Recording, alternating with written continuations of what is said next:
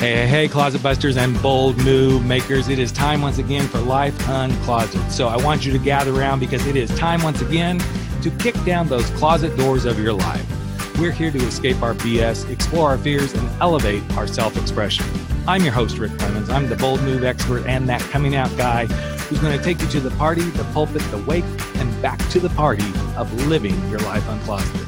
So come on along with me and grab hold of yourself and get ready to step out, step up, and step into facing your fears, making your bold moves, and living life without apologies. Now let's get to the show. Hey, Life Uncloseted family. It is time once again for a special edition of Life Uncloseted. It is National Coming Out Day. If you've already listened to part 1 of Coming Out Without Coming Out Unglued, you know that we're doing a 6-part series here today in celebration of National Coming Out Day to talk about, common things that happen for people trying to come out of the closet. We already talked about feeling like, I'm not going to be accepted. And now we're going to step into one of the biggies, one of the really biggies, religion, faith, and God.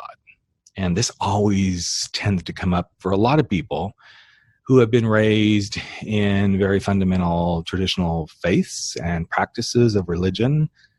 And even sometimes those who've gone, I used to, but I'm not so sure I align with that, but I still believe in God. And then suddenly, whoosh, that doorway opens, or it's starting to open, but you can't be gay because God believes that you're a sinner, and we can love the sinner, but not the sin, and all that BS, which I believe is BS, because here's what I feel, and I believe.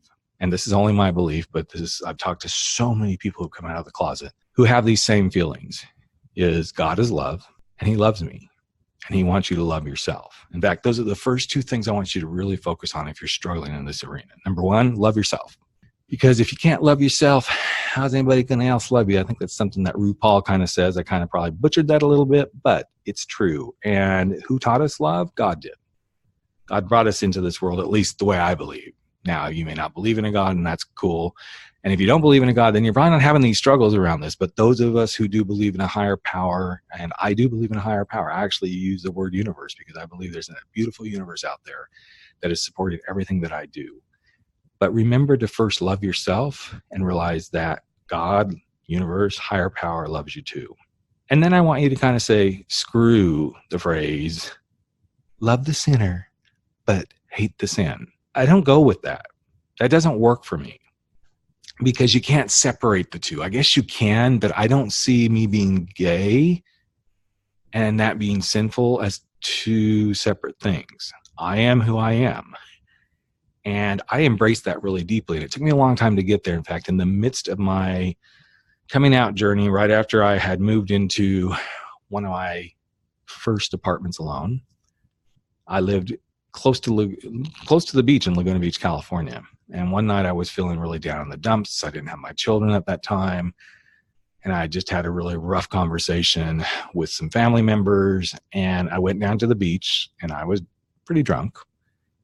And I kneeled down in the sand, and water was coming up around me, and I screamed to God. Whoever lived around was probably like, there's some crazy person down there on the beach screaming into the sky.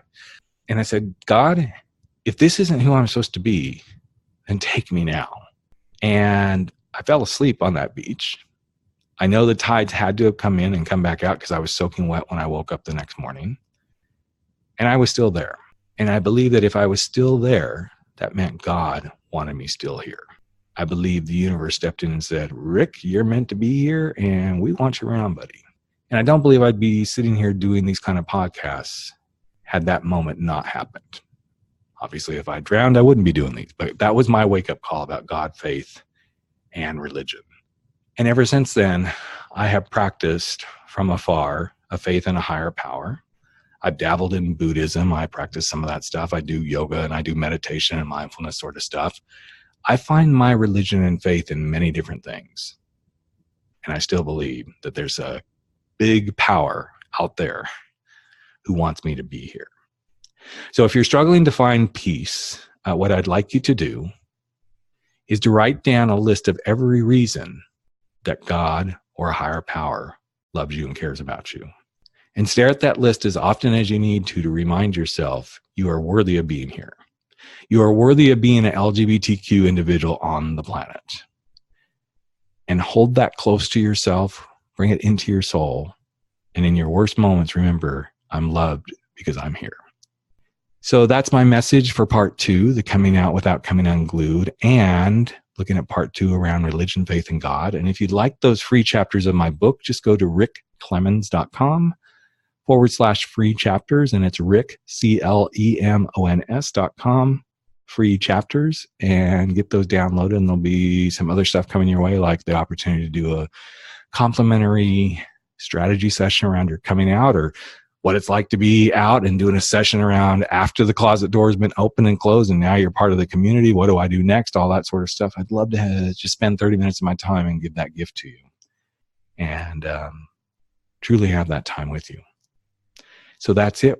We're going to move on to the next part, which is let's talk about sex. I know we're going to go from religion and faith and God to sex, but hey, I believe God made us sexual beings, and I want to dive into what's it like when you get to this space where you're suddenly, what about the sex thing? What do I do? So we're going to catch you real soon with part 3 of Coming Out Without Coming Unglued. And that one is about, let's talk about sex.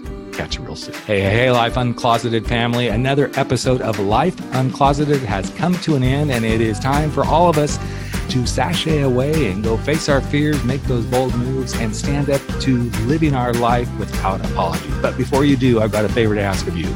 Would you hop over to iTunes or Spotify or Podbean or wherever it is that you're listening to this and just give us a little bit of love if you like what we're doing here at Life Uncloseted.